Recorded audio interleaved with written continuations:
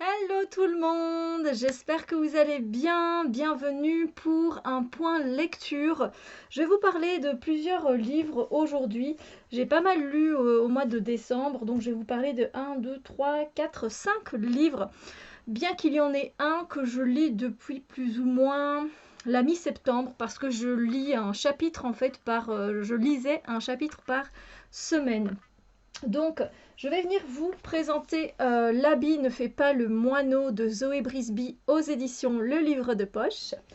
Je vais venir vous présenter Madame Pamplemousse, le tome 2, Café à remonter le temps de Rupert Kingfisher aux éditions Witty, je pense. Ensuite, je viendrai vous parler du premier tome de La Reine des Eaux de Kai Meyer aux éditions du Rocher Jeunesse. Voilà. Je viendrai vous parler également de Calendar Girl, le mois d'octobre d'Audrey Carlan aux éditions Le Livre de Poche. Et je vais venir succinctement vous parler de la fameuse histoire d'Harry Potter à l'école des sorciers de J.K. Rowling aux éditions Gallimard. Alors, on va commencer par le commencement, c'est-à-dire par ma dernière lecture qui était L'habit ne fait pas le moineau de Zoé Brisby aux éditions Le Livre de Poche qui, comme vous pouvez le constater, a eu le prix des lecteurs de la sélection 2020 et je peux comprendre pourquoi. Alors, celui-là, il commence le début de ma palle de l'hiver. Voilà, donc comme ça vous le savez, j'ai pu entamer ma palle de l'hiver et je suis contente déjà d'en avoir lu un au mois de décembre pour cette palle. Et le titre, pourquoi je l'ai mis déjà dans ma palle? Parce que j'ai lu pas mal de choses assez positives à propos de ce livre. J'étais tombée sur un compte Instagram qui m'a fait acheter ce livre, c'est vrai, je ne sais plus qui. Et en fait, elle disait que c'était vraiment manger des barres de rire de A à Z. Et du coup, moi, quand il s'agit de rire dans les livres, il n'y a pas tant de livres que ça où où on se marre, où on rigole en fait tout seul en lisant. Et je me suis dit, oui, mais moi j'ai envie de rire, j'aime ce genre de livre. Du coup, je vais le prendre. Et effectivement, j'ai beaucoup ri et j'ai beaucoup souri. Voilà donc du coup la raison pour laquelle je l'ai mis, parce que c'est un livre qui fait rire, qui fait du bien. Et je pense qu'on a besoin de ce genre de lecture. Alors, c'est un contemporain, donc vous savez que mon genre de prédilection, c'est plutôt la SFFF, mais ça ne me dérange pas de lire un contemporain entre mes lectures d'SFFF. Du coup, ici, le résumé, on se retrouve avec un jeune homme, Alex, qui aimerait bien aller sur Bruxelles, partir sur Bruxelles pour une raison. On ne sait pas trop, c'est pas très clair dès le départ. Mais il propose de faire du covoiturage. Voilà, il se dit que ce sera moins cher. Donc il est en France, mais je ne sais pas exactement où. Je pense pas qu'on le précise au départ dans le livre, mais lui il habite en France et voilà, donc il propose sur un site de covoiturage. Ben voilà, s'il y a quelqu'un qui a envie de faire la route avec lui ou qui a besoin de faire la route avec lui jusqu'à Bruxelles, eh bien ça ne lui dérange pas de prendre un passager. Du coup, il met une annonce et on lui répond. Un certain Max lui répond et du coup il arrive à l'adresse dite et en fait à l'adresse dite il voit que c'est une maison de retraite et il y a une petite bonne femme d'un certain âge qui attend et qui regarde elle aussi la voiture et en fait ils partent déjà sur un petit quiproquo parce que Alex, lui, il attend Max qui pense être un homme et Max attend Alex qui est une jeune femme pour elle dans sa tête. Donc elle regarde un peu la voiture, elle va près de lui et puis pour finir, en fait, elle commence à dialoguer avec lui, elle comprend que c'est Alex et puis lui, il comprend que c'est Max pour Maxine et du coup, ben, ils commencent leur covoiturage. Sauf que ben, je ne sais pas si je peux continuer plus loin sans vous spoiler en fait. Euh, mais en tout cas, c'est vrai que c'était très marrant. On se retrouve du coup, on va voyager avec Alex et Maxine. Ils vont pas rester que dans la voiture. ils vont s'arrêter pour faire des pauses, etc. Il va leur arriver des aventures, des choses où on rigole, où on sourit au moins. Et ça fait super plaisir en fait. Et va se lier finalement une amitié entre eux qui est très touchante. Euh, et, et, et oui, et en fait, quand la fin du livre est arrivée, je ne m'attendais pas à ce que ce soit la fin parce qu'en fait, il restait encore pas mal de pages de ce que j'avais vu. Et en fait, ça c'était un peu trompeur du coup. Et je préfère vous le dire si vous aussi vous pensez qu'il y a encore pas mal à lire après. En fait, l'auteur a voulu mettre un passage qui est assez long de son livre, d'un de ses livres. Alors, ah là là, attendez, parce que ça fait pas mal de pages en fait, hein, donc voilà. En fait, voilà, il y a tout ça en fait. Donc moi, je pensais qu'il y avait encore à lire, mais en fait, on a quand même encore tout ça. Et en fait, c'est un autre livre qu'elle a écrit qui s'appelle Amour, cercueil, etc. C'est une nouvelle de l'auteur. Et du coup, quand on en est arrivé en fait à la fin du livre, ben, je m'y attendais pas trop. Et c'était un peu un clap de fin où je fais, bon, c'était un peu soudain. Mais voilà, sinon toute l'histoire, elle était vraiment très sympa. J'ai bien souri. Au départ, j'ai beaucoup ri. Alors après, à un moment donné, moi, ça m'a semblé un peu long. Même si on ne reste pas que dans la voiture et qu'il se passe tout le temps des choses, je peux vous assurer, on voit Alex évoluer et on voit Maxine reprendre goût à la vie. Vous allez voir, et Alex aussi, goût à la vie. Et c'est très intéressant, très touchant.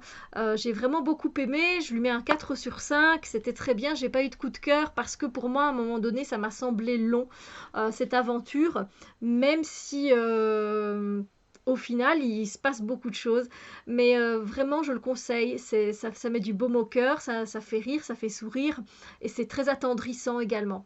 Donc franchement, c'était très très bien. Alors avant ça, donc pour terminer ma pile à lire de l'automne, j'avais lu Madame Pamplemousse, Café à remonter le temps de Rupert Kingfisher aux éditions Witty, si je ne dis pas de bêtises. Et donc c'est un livre très jeunesse évidemment. Nous avons des dessins à l'intérieur, donc qui sont très bien faits. C'est un livre qui date, hein, si vous voulez savoir. Il date de 2000. Je ne sais plus, je l'avais lu. C'est Witty, mais c'est Albin Michel Jeunesse.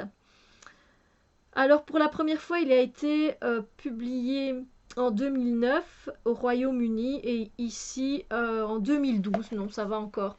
Et donc, Madame Pamplemousse, en fait, pourquoi je l'ai mis dans ma palle? Parce que j'ai bien aimé le premier tome et que j'avais envie de continuer les aventures de Madame Pamplemousse. Il y en a un troisième.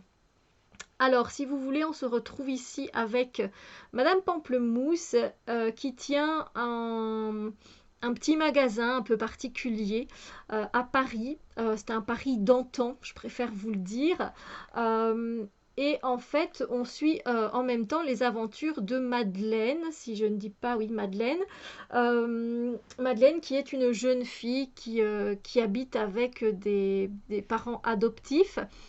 Qui s'occupe très bien d'elle et en même temps elle va aider dans leur restaurant. Donc voilà, tout se passe bien.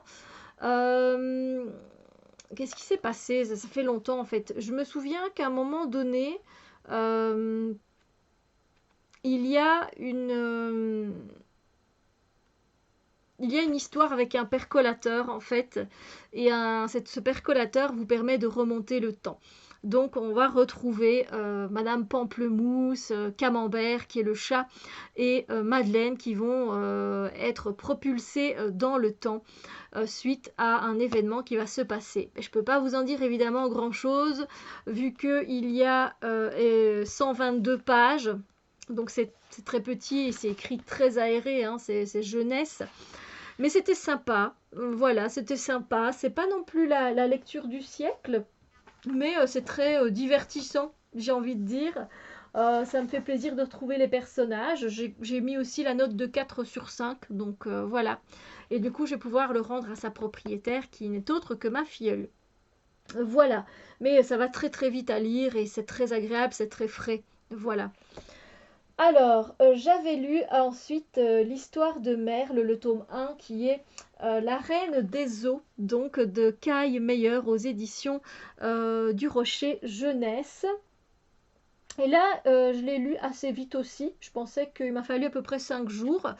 C'est particulier. Bon, alors, je l'ai mis dans ma palle d'automne parce qu'il me tentait et que j'ai la trilogie, hein. C'est un livre, lui, par contre, qui date de... Il a été écrit en... Je sais pas pourquoi je vous dis les dates quand ça a été écrit, mais la première édition date de 2001 et ici 2005 pour la traduction. Et je l'avais mis parce que dans ma palle parce que ça parlait de Venise et Venise c'est une de mes villes de cœur avec Londres. Du coup, voilà, d'office je voulais savoir ce qu'il en était et puis on parlait de lion ailé. Hein, d'un lion qui a des ailes, donc tout ça déjà ça me donnait très très envie. Et ici, en résumé, en fait, on se retrouve avec Merle qui est une orpheline qui va débarquer dans une maison à Venise qui est une maison où il y a un miroitier. Un miroitier, c'est quelqu'un qui s'occupe des miroirs, qui travaille les miroirs. Et donc, elle va se retrouver dans cette maison, hébergée, avec une autre fille qui a fait le trajet en gondole avec elle. Et elles vont se retrouver dans cette maison, hébergée, nourrie, blanchie, par le propriétaire, par le miroitier en question. Et donc, elles vont apprendre, elle est adolescente, hein, Merle, et elle va apprendre du coup dans un premier temps en tout cas elle va faire pas mal de nettoyage évidemment et puis après le but est qu'elle devienne, je vais pas dire miroitière, je ne sais pas trop, mais voilà, qu'elle s'occupe des miroirs à son tour. Sauf qu'évidemment, ça ne va pas se passer comme ça. Il va y avoir à un moment donné, si vous voulez, en face de cette maison du miroitier, il y a une autre maison, c'est la maison, si je ne dis pas de bêtises, des tisserands, ou je ne sais plus exactement le terme, où on s'occupe plus du coup de tisser des choses, il me semble. Et là, du coup, on retrouve aussi quelques élèves. Donc, vous voyez, des élèves dans chaque maison. Et à un moment donné, il y a une fête qui regroupe les gens. Et en fait, notre protagoniste Merle va faire la rencontre d'un jeune garçon qui a fait partie pendant longtemps de la brigade des voleurs, si vous voulez, d'une brigade de voleurs. Et il va l'emmener un petit peu dans les rues de Venise et elle va découvrir qu'effectivement, il se passe des choses et elle va tomber sur un secret. Voilà, au cours de cette aventure. Et du coup, elle va pas avoir le choix finalement que de fuir, n'est-ce pas? Et voilà, elle va apprendre beaucoup de choses, des choses qui se passent à Venise pour renverser le pouvoir, etc.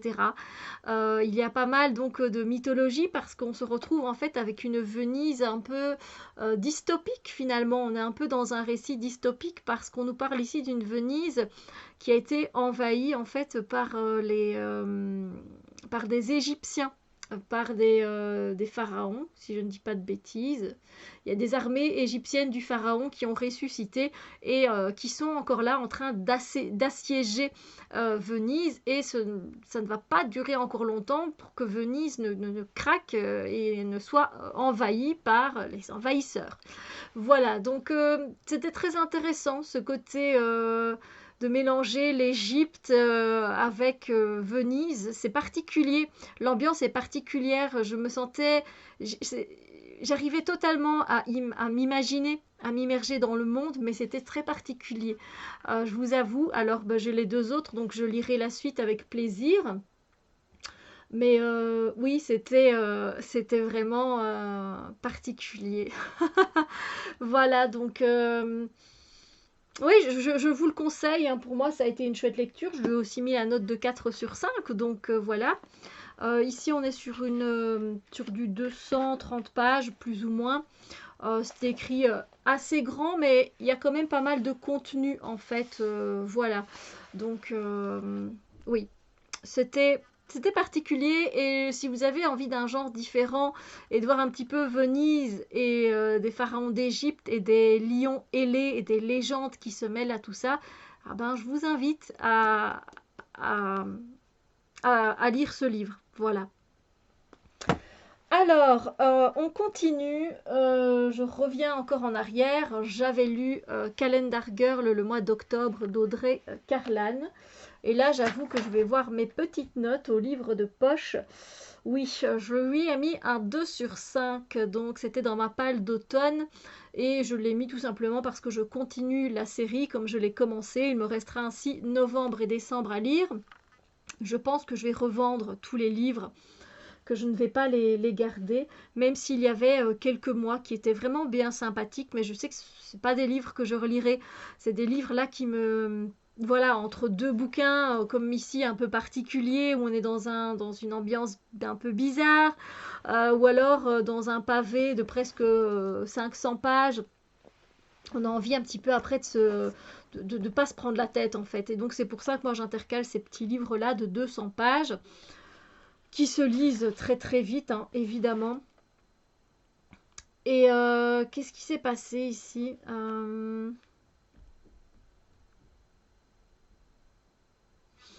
Oui, en fait, il s'est passé en fait dans le mois de septembre, dans le livre du mois de septembre, il s'est passé des choses graves euh, pour un personnage du livre. Pas pour Mia, mais pour un autre personnage du livre. Et du coup, on retrouve Mia qui a des réactions qui n'ont pas lieu d'être, en fait, qui n'ont pas du tout lieu d'être. Et c'est vrai que j'ai pas du tout apprécié ces réactions, vraiment. Ça m'a agacée et du coup, j'avais hâte de terminer ma lecture plus qu'autre chose. On la retrouve à Malibu. Elle revient donc à Malibu, qui était son premier mois. Hein, c'était le mois de janvier. Mais voilà, il s'est passé beaucoup de choses entre-temps et du coup là, elle s'y retrouve, mais son job d'escort girl est terminé. Euh, mais voilà, là ici c'est particulier, donc c'est par rapport à ce traumatisme qu'il y a eu. On va voir comment Mia va essayer d'aider la personne qui a vécu ce traumatisme, mais en fait, elle fait pire que mieux et ça m'a agacée. Donc voilà, elle m'a vraiment, vraiment agacée. J'avais envie de lui foutre des claques, de la traiter de tous les noms. Et donc voilà, c'est pour vous dire. Donc c'était pas agréable comme lecture. Voilà. Du coup, je verrai le mois de novembre. Hein. De toute façon, je vais terminer. Mais voilà, j'ai pas grand chose à vous dire de plus sur le mois d'octobre, c'était vraiment catastrophique, c'est le pire que j'ai pu lire.